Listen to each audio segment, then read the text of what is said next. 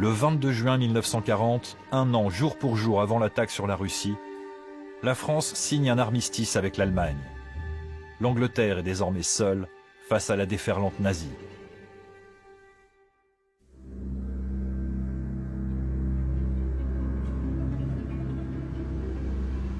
Le lendemain, Hitler est à Paris et il fait du tourisme dans cette ville dont il est à présent le maître.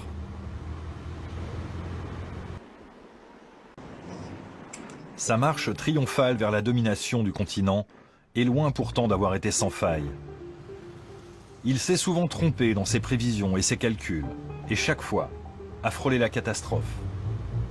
Il ne l'a finalement emporté que parce que ses adversaires ont longtemps été trop timorés, et il ne pense plus qu'aux steppes russes.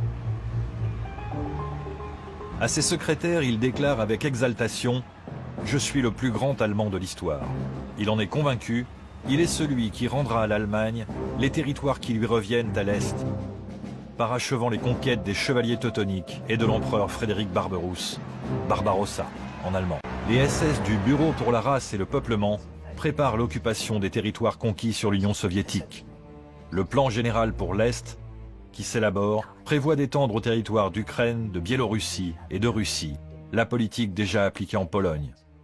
Ce ne sera pas une simple occupation, mais une colonisation, et des plus radicales. Les habitants des villes, slaves ou juifs, seront exterminés ou repoussés au-delà de l'Oural.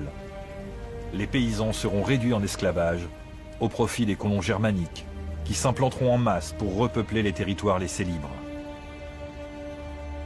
Et pendant que les théoriciens délirants du régime nazi préparent le dépeçage de l'URSS, la Wehrmacht, elle, prépare l'invasion. Entre l'été 1940 et le printemps 1941, 2 millions d'hommes sont acheminés le long de la frontière soviétique. Des mouvements de troupes importants sont signalés en Roumanie et en Finlande. Des préparatifs qui n'échappent pas aux services secrets soviétiques. À Moscou, on s'inquiète. Tout au long de l'été 1940, les relations entre l'Allemagne et la Russie se détériorent. Et le 18 décembre 1940, Hitler signa en secret la directive de guerre numéro 21, ordonnant l'invasion de la Russie pour le printemps 1941. Nom de code, Barbarossa. Ce qui est certain aussi, c'est que Staline, malgré les informations indiquant l'imminence de l'attaque, refusa d'y croire jusqu'au matin de l'invasion. Des travaux gigantesques sont effectués pour préparer l'invasion. Les routes polonaises sont élargies pour faciliter le passage des chars. Les voies de chemin de fer sont doublées. Des aérodromes sont construits le long de la frontière. Au printemps 1941, le Troisième Reich est à son apogée. Les armées hitlériennes occupent l'Europe de la Norvège à la Grèce, de la Pologne à la Bretagne. En moins de 2 ans, l'Allemagne a imposé la loi de son Führer à tout un continent. Une loi fondée sur la race, une dictature implacable, dans laquelle la police et le parti nazi ont un pouvoir de vie et de mort sur tous et chacun. Partout, dans l'Europe hitlérienne, la persécution des Juifs et des Tziganes est organisée de façon systématique. Déjà, en Pologne, les premiers Einsatzgruppen massacrent sur place les populations juives, qui ont le malheur de se trouver sur les zones que Berlin destine à l'installation de colons allemands. Le loup de Berlin a déjà enclenché le processus innommable qui conduira à la Shoah. En mai, les survols d'avions de reconnaissance allemands au-dessus des lignes soviétiques se multiplient de façon inquiétante. Début juin 1941, un espion soviétique de premier plan, Richard Sorg, implanté à Tokyo, avertit le Kremlin que l'invasion aura lieu dans la nuit du 21 au 22 juin. Mais Staline ne lui fait pas confiance.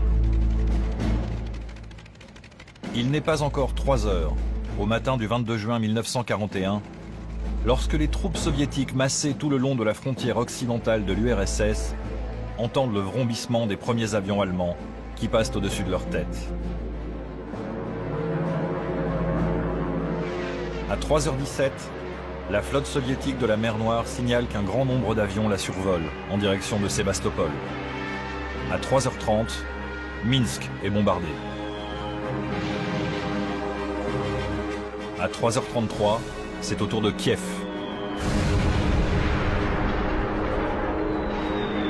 À 3h40, les bombes allemandes pleuvent sur les pays baltes. Au même moment, le long d'une ligne de front de plus de 2500 km, les 9000 canons de la Wehrmacht ouvrent le feu sur les lignes russes.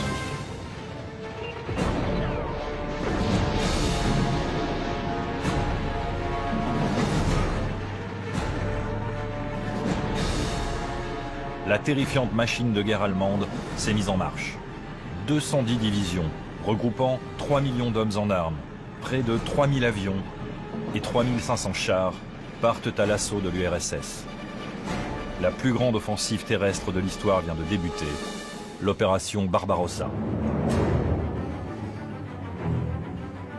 À 3h45, le général Zhukov réveille Staline, qui dort dans sa datcha, à une demi-heure de route du Kremlin.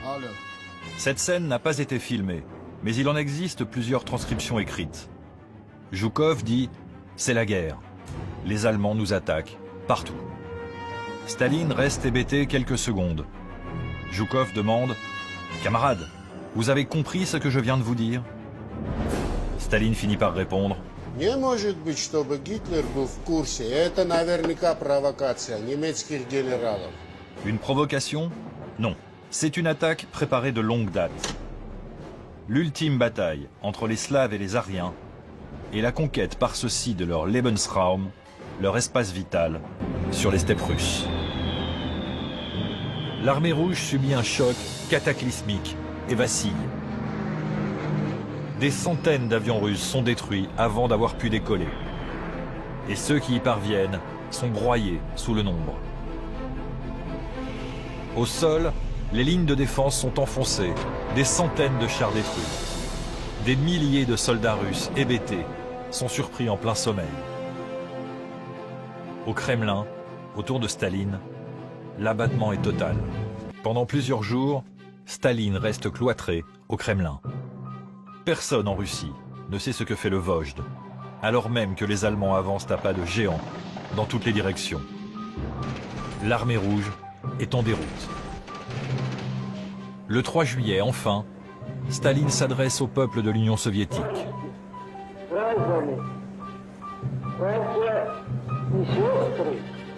Au traditionnel commencement « Citoyens, camarades », il ajoute « Mes frères et mes sœurs ». Un détail, mais dont le sens n'échappe à aucun des millions de soviétiques qui entendent ce discours. Avec son style lourd et sans emphase, Staline vient en fait de donner la clé de la victoire. Cette guerre ne sera pas une guerre entre deux régimes politiques, mais la lutte de tous les peuples de la Russie éternelle pour sauver la patrie d'un envahisseur barbare et implacable. Dès les jours qui suivent le 22 juin, les Allemands pressentent les difficultés qui seront les leurs pour les 4 ans à venir. Des milliers de soldats russes, encerclés par la fulgurance de l'attaque allemande, refuseront de se rendre et se battront des semaines durant, préférant la mort à la captivité.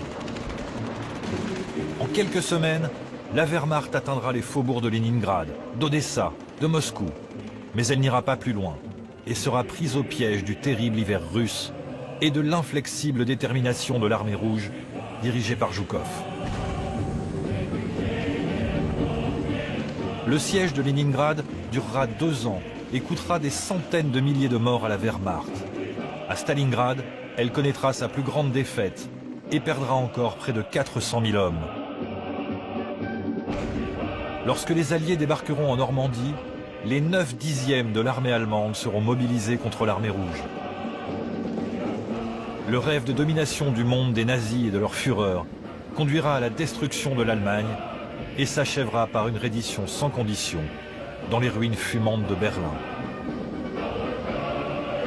Le 22 juin 1941, aveuglé par sa mégalomanie et ses victoires trop faciles, Hitler avait bel et bien signé son arrêt de mort.